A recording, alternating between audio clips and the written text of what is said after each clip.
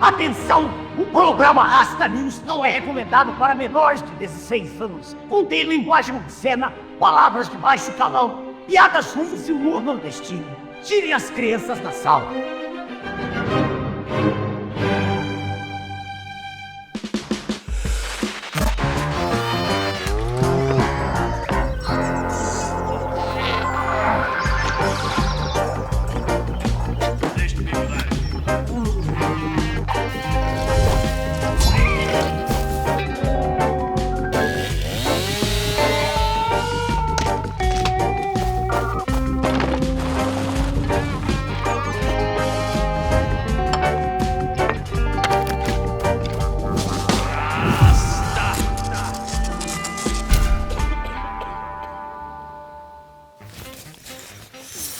Boa noite, embaixadores.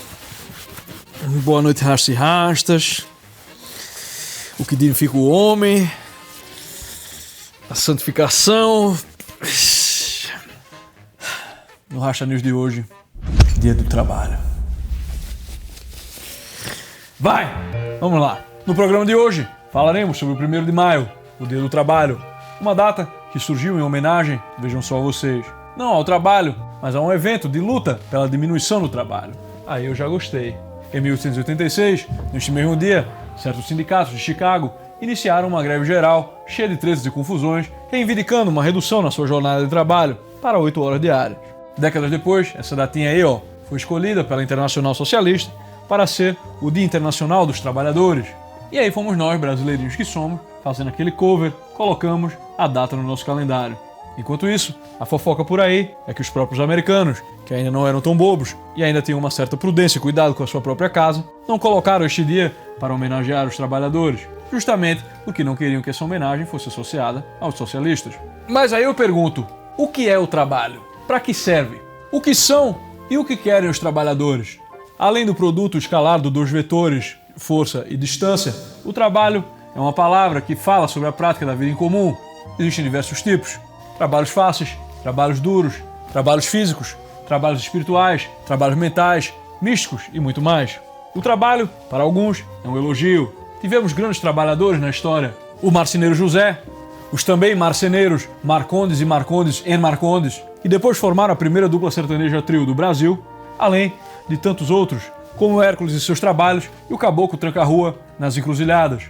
Mas o trabalho também pode ser uma ofensa. Quando aquele seu amigo arteiro lança ali finalmente aquele disco de música Instrumeu Pau, com solo de saxofone e pedal quadrúpede, que ele ficou ali 5 anos gravando, e você, na falta de saber o que dizer, diz a ele: poxa, parabéns pelo trabalho, muito profissional. Porra. Parabéns pelo trabalho, é de fuder, meu amigo. Termina dando outro trabalho, né, que é o demitir. Um mente que gostou do disco e o outro agradece e finge que não sabe que seu disco é uma porcaria, né? Pega os discos top da galáxia. Ninguém ia chegar pro Wayne Shorter ali, que Deus o tenha, e dizer: ah, poxa, que puta trabalho de qualidade esse Speak No Evil, meu. Porra, um puta trampo profissional do Herbie. Ah, meu irmão, né? Ninguém vai se referir ao Inutro do Nirvana ali no Facebook como: que orgulho do trabalho novo dos meninos do Nirvana. Eu tenho um amigo metaleiro que é assim, toda vez que algum metaleiro amigo dele lança uma porcaria, ele vai lá e escreve: muito orgulho do trabalho dos meninos ou das meninas do Infinity Force. Mas que conversa fiada, né, porra? Conversa fiada, cara. Infelizmente, o trabalho e o trabalhador, há muitos saíram dessas platitudes da vida e acabaram virando personagens centrais de debates políticos e filosóficos. O debate sobre o valor do trabalho gerou teorias, utopias, guerras, criou líderes, inspirou partidos ruins, partidos do mal e até mesmo partidos que eu diria que eu não posso reclamar. Toda essa gente aí para dar pitaco e paletar, diversos malandros querendo liderar, representar, e aqui estamos nós, 2023, ainda sofrendo as consequências de uma série de tretas mal resolvidas e algumas ideias de um certo barbudo, que por mais que algumas delas já tenham sido trituradas e fritas por ideias mais distintas e mais argutas, a gente leva a vida fingindo que o tema não foi resolvido. Aliás, essa segue sendo uma das principais funções dos intelectuais e políticos, né? Fingir que não viu o que todo mundo já viu e já sabe. Essa roda forma uma ciranda de paleteiros, baileiros e pretensos representantes dos trabalhadores. Pode ver só, eu aqui, que não trabalho, tu já me viu meter o louco de que, eu quero representar o trabalhador. Não vai ver, faz sentido uma coisa, não faz. Então, tu aí que trabalha, pô, tu acha que eu sei o que tu quer pra tua vida, meu irmão? Aí fica esses furão entediado que não sabe nem o que quer da própria existência, querendo me zoar, te zoar e nos notificar sobre o que quer e o que não quer o povo trabalhador. Será que o cidadão de bem sabe o que quer? nós fomos às ruas perguntar. Eu acho que o trabalhador devia poder comer bem, sabe? Comer capim, trigo, essas coisas. Eu acho que o combate ao racismo é muito importante. Eu não quero dar entrevista não, eu tô muito triste. Minha mulher acabou de me trair. A igualdade social e tudo mais é muito importante. Pô, brother, te falar, viu? Mó brisa esse papo, velho. Cê é louco. Eu tô muito triste. Bom, eu acho que a Constituição é bem clara no âmbito jurídico do aspecto legal dos direitos do cidadão. Portanto, possui o dever constitucional de legislar. Eu acho que a gente devia ter um salário maior, né? Pra poder, sabe, pagar um barbeiro e tal, de vez em quando, né? É legal. De acordo com o Estado Democrático de Direito, que, através do Poder Executivo, pode tramitar o devido processo legal para que seja... Pera, é entrevista? É pra que emissora? Porque é pro STV eu não dou entrevista não, tá me ouvindo? Bom, na minha opinião, veja bem, minha opinião, eu acho que assim, a minha opinião, que você pode discordar, tudo bem, é o seguinte, na minha opinião... Bom, eu acho que eu... sai daí, gordão, tá me tampando? Não, agora eu não quero falar mais. É muito importante. Ou seja, é difícil dizer que o cidadão também saiba o que ele quer, pelo menos não como uma classe, né? Mas certamente ele sabe que ele não quer ter que dividir uma igualdade com aquele primo herveiro que não trabalha, né? Mas além de ser um votante potencial para os populistas, como é que o arquétipo do trabalhador se tornou essa figura tão relevante da vida política? Para responder tal pergunta, aí nós precisamos voltar pelos séculos dos séculos para vermos que apesar do que Carlinhos Marques, Aquele safado. já estava há muito tempo tramando contra nós, o vacilo vacilante veio muito antes dele.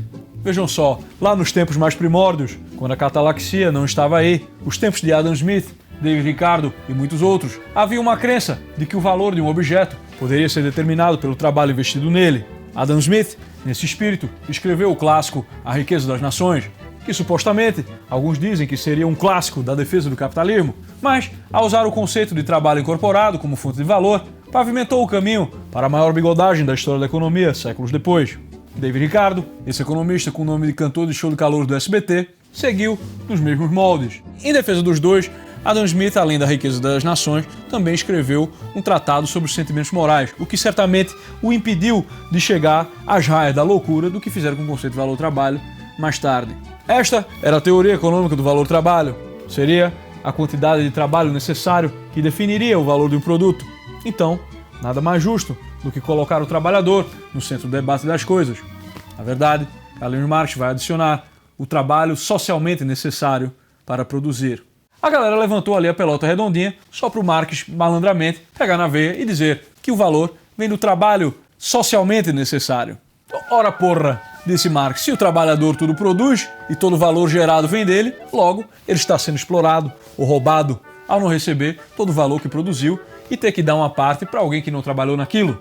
Esta parte roubada do trabalhador pelo empreendedor, ele deu o nome de mais-valia. A solução? Tirar da partida os capitalistas exploradores.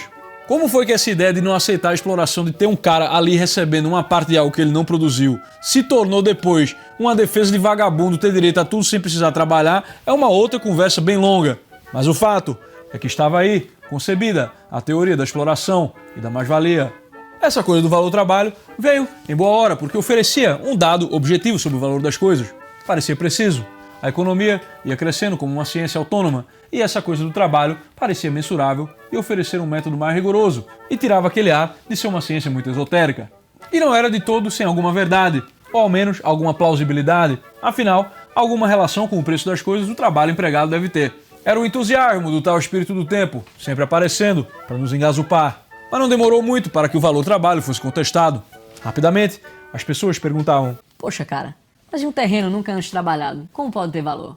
E aí vinham desculpas, criava-se exceção à regra. Para cada nova pergunta, uma nova exceção, até que já havia infinitos mais casos de exceções do que a própria regra, e ficou claro que aquilo não fazia o menor sentido. Os escolásticos espanhóis, que viram as grandes navegações e seus efeitos nos preços e na moeda, já começaram a dar o caminho de que a coisa não era bem assim. Séculos mais tarde, chegou a contribuição dos nossos queridos austríacos, Karl Menger, von Bamberg e, claro, ele, Ludovico de von Mises. Porra, aí sim, chegaram colocando ordem na casa, trazendo limpeza, uma teoria que parece tirada daquelas tatuagens de rapariga que diz a beleza está nos olhos de quem vê. Neste caso, era algo muito certo e muito verdadeiro. O valor também está nos olhos de quem vê.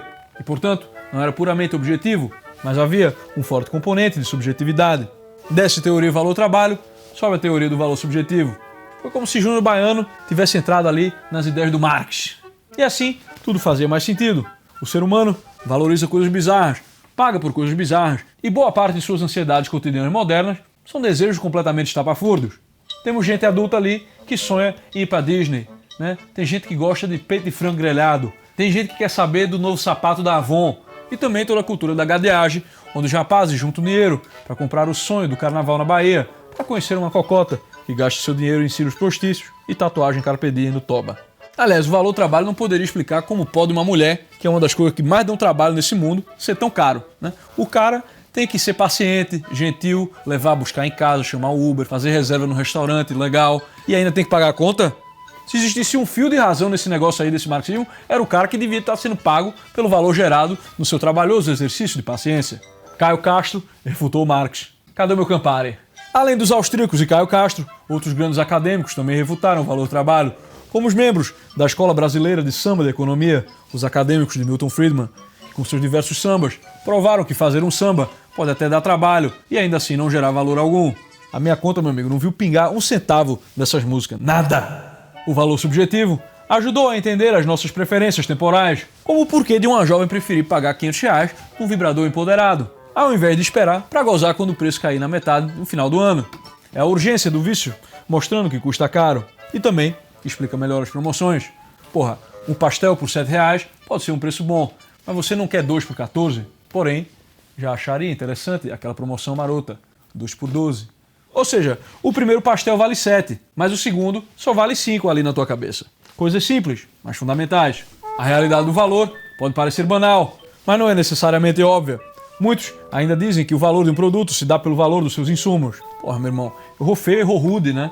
Na prática, como comentava Steven Horwitz, é o valor dos insumos que é determinado pelo preço dos bens e serviços que ele ajuda a produzir. Porra, tá entendendo, meu irmão? Um produto que use nióbio realmente fica mais caro se o nióbio subir de preço. Mas o preço do nióbio é definido pela oferta e demanda total de todos os seus possíveis usos e da valorização subjetiva que milhões de pessoas fazem desses produtos. A informação que vai gerar o preço não é deduzível do produto, ela está dispersa e colapsa no produto. Qualquer tentativa de inverter a ordem vai infringir aí a lei de Dilma, da pasta de dente e o dentifrício. Depois que a pasta de dente sai do dentifrício, ela dificilmente volta para dentro do dentifrício. E para fechar essa fofocagem de valor, trabalho e teoria da exploração, se houvesse essa coisa de mais-valia mesmo, certamente precisaríamos aceitar a ideia de menos-valia, que seria quando a produtividade dos trabalhadores ficasse afrouxada, baixa e não gerasse lucro. Daí, o patrão toma aquele prejuízo monumental. Se Marx tivesse razão, o mínimo que se espera é que os trabalhadores trabalhassem de graça até a volta do lucro e ainda tivessem que tirar do próprio bolso para ajudar a empreitada. Mas não é assim. Mesmo castigado, endividado, aquele possível patrão tem que pagar o salário e todos os direitos adquiridos do trabalhador. Marx vacilou e hoje sobraram apenas eles e as suas teorias penduradas de ponta cabeça e o esterco azedo caindo dos pancas para a cachola, até que vai escorrendo pelos beiços e termina num grande arroto com cheiro de peido, de ideia falida. Eu me vejo até na obrigação aqui de fazer uma defesa da turma do sapatênis aí, né? Toda essa gente garbosa que aparece para teorizar e lacrar fazem muito menos pelas finanças do trabalhador do que aquele do topete brega no Camaro amarelo. A produtividade do trabalhador é bombada justamente por quem empreende. O tal de valor trabalho de quem não arranja um emprego muitas vezes se resume a ir fazer qualquer bico. O que falta nas economias menos livres é justamente empregos de maior produtividade. Então aí ficam querendo proteger os subempregos, criando leis, mas enquanto não tiver algo mais produtivo para se fazer no país, é isso que tem para fazer. É ficar limpando o caso de Dondoca, Dona Máxima, que depois vai ficar reclamando de lei trabalhista. Mas isso é uma outra conversa que implica em mudanças com custos e benefícios que não são tão óbvios quanto imaginam os nossos liberais. Agora, imagine só que muita dessa confusão poderia ter sido evitada ou diminuída caso esse tal de ser humano não fosse tão dado ao entusiasmo safado pelas novidades e modismos. Como veremos agora, séculos antes de toda essa tramóia, os nossos escolásticos, rochedos da igreja, já se referiam ao valor de maneiras mais adequadas do que os economistas modernos de outrora.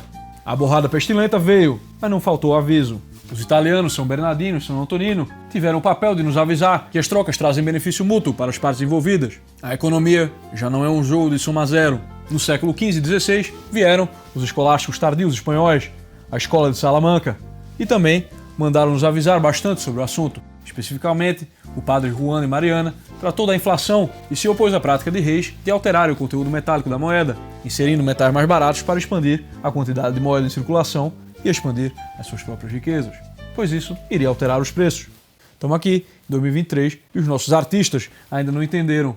Os homens são guiados pela estimativa comum encontrada nas considerações sobre a qualidade das coisas e pela sua abundância e escassez. Ou seja, o havido estava dado. O valor tem a ver com a nossa estima. Na mesma toada, em 1554, o bispo Covarrubias informou que o valor depende da estimativa subjetiva dos homens, mesmo se essa estimativa for tola. Tá aí, ó, numa só tacada, a explicação econômica para que exista o Outback, o violão Godin, o show do Steve Vai e muito mais. Enfim, muitos outros escolásticos articularam sobre essa questão do valor, ou seja, foi todo mundo avisado, reavisado, reavisado e muito mais. Mas, ainda assim, o tempo passou e nova geração chegou e preferiram o quê? Ignorar os nossos queridos padres espanhóis para dar ouvido a melodias fuleiras inglesas e ao barbudo tarado alemão. Deu nisso. Fica a dica aí pro jovem. Tá entusiasmado? Tá curtindo as novas novidades do verãozes? Tá confiante de que o que é novo só pode ser seguramente e certamente superior ao antigo? Bom, olha pra ti mesmo aí, ó. Tá aí na rua, de pijama, há 3 dias sem um banho, indo comprar café, ali com leite de bicho-pau, né? Com esse piso no cabelo, uma barriga deformada e flatulenta de tanto comer Doritos. Não sabe mais nem passar um café. Agora, vai procurar uma foto ali do teu bisavô, ver só como ele levava a vida. Oxedo, você é a prova viva do fracasso do seu ponto de vista. É verdade que a Revolução Industrial criou uma massa de trabalhadores de fábricas e gerou uma certa confusão ali no entendimento da sociedade. Mas foi também o ímpeto do século XIX de querer ter a economia como uma ciência autônoma, matemática e precisa, que ajudou essas ideias cientificistas a ganharem o espaço de um realismo mais sutil. O que parecia adequado não passava de um tropeço no frango, de um vacilo, que precisou ser corrigido e aprofundado pelos nossos queridos austríacos mais tarde. Neste Dia do Trabalho, fica aqui a nossa homenagem a todo tipo de trabalhador, empregados, empreendedores, liberais e muito mais, que, ao invés de lamúria, encontram virtude no seu sacrifício. A quem trabalha para cuidar de uma família com muitos filhos, fica o nosso brinde especial. Aos MGTOW que trabalham e que chamam de família a sua coleção de discos, fica também um brinde, talvez não tão grande, mas ainda assim caloroso e amistoso. A todo trabalhador, um brinde à liberdade.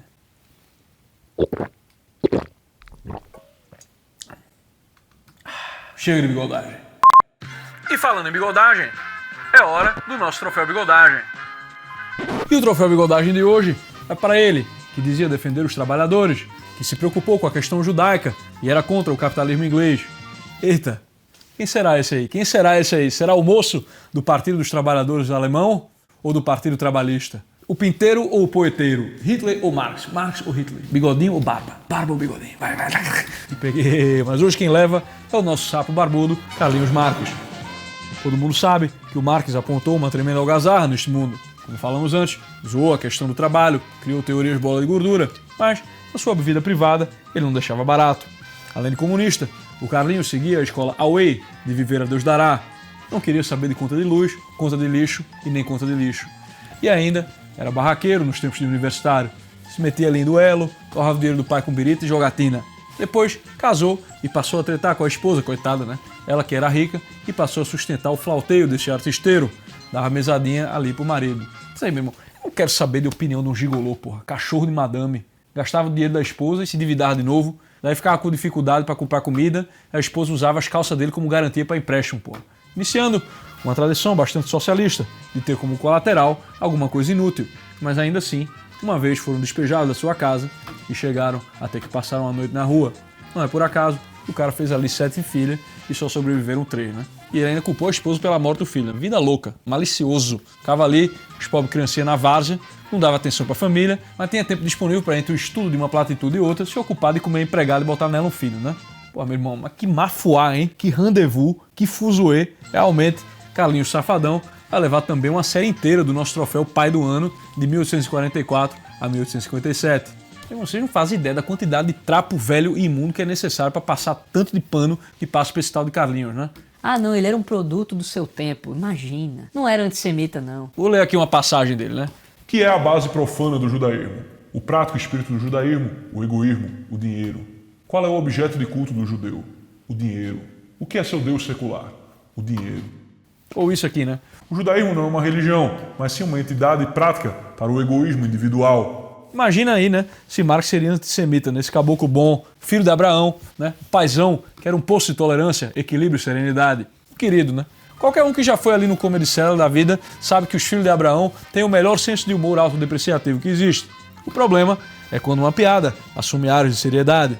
O ateísmo de um filho de Abraão é mais que o tédio de um inglesinho liberal gordo criado à base de todinho, mas que na verdade continua um puritano, né? É uma revolta séria contra Deus Pai e a própria estrutura da realidade. Aqueles que entendem a filosofia apenas como um emaranhado de palavras que justificam uma ação política vão dizer que isso aqui é apenas um shaming, um ad hominem, que estou atacando a pessoa e não a teoria.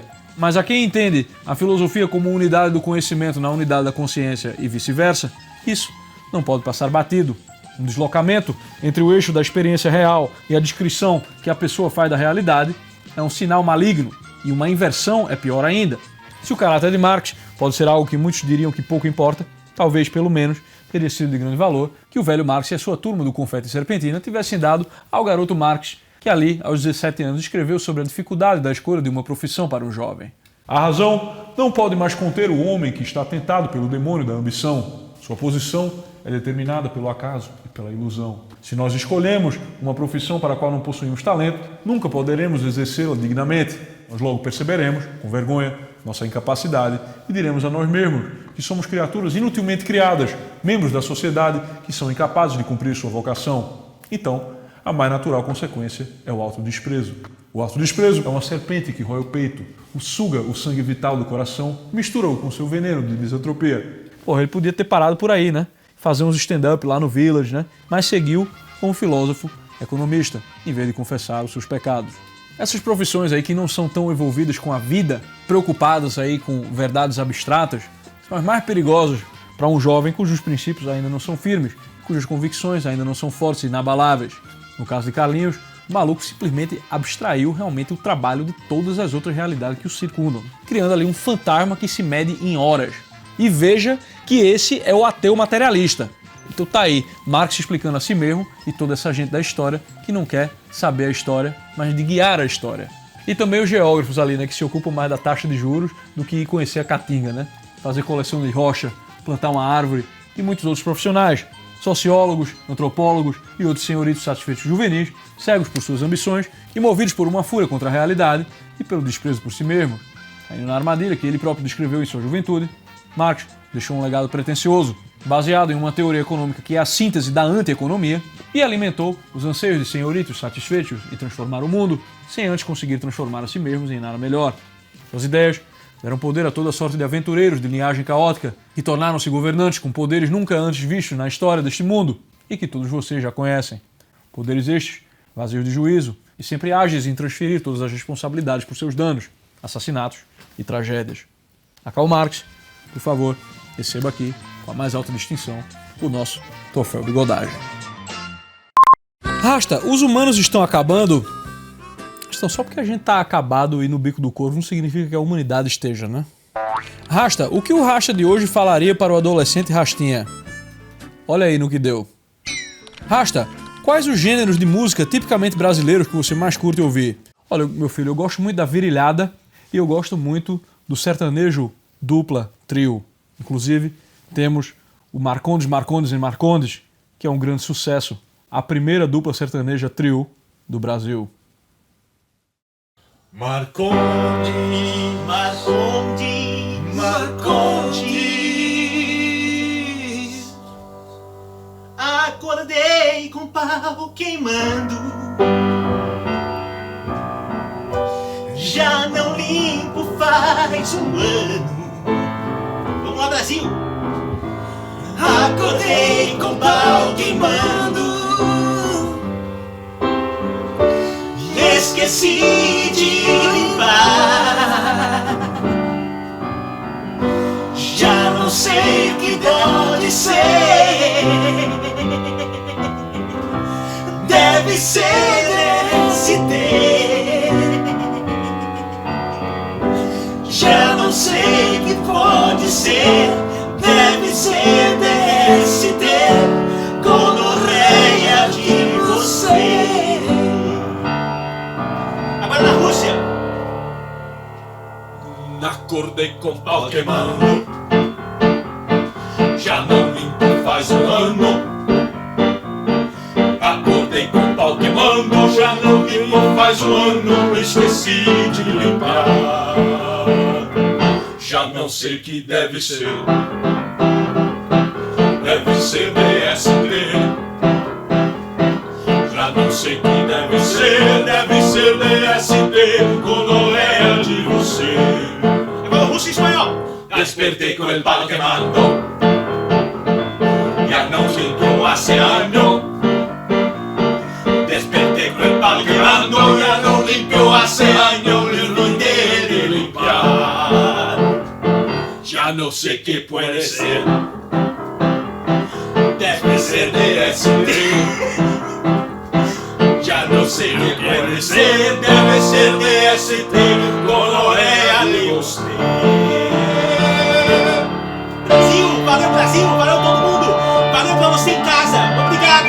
O oferecimento Jantex. Vai!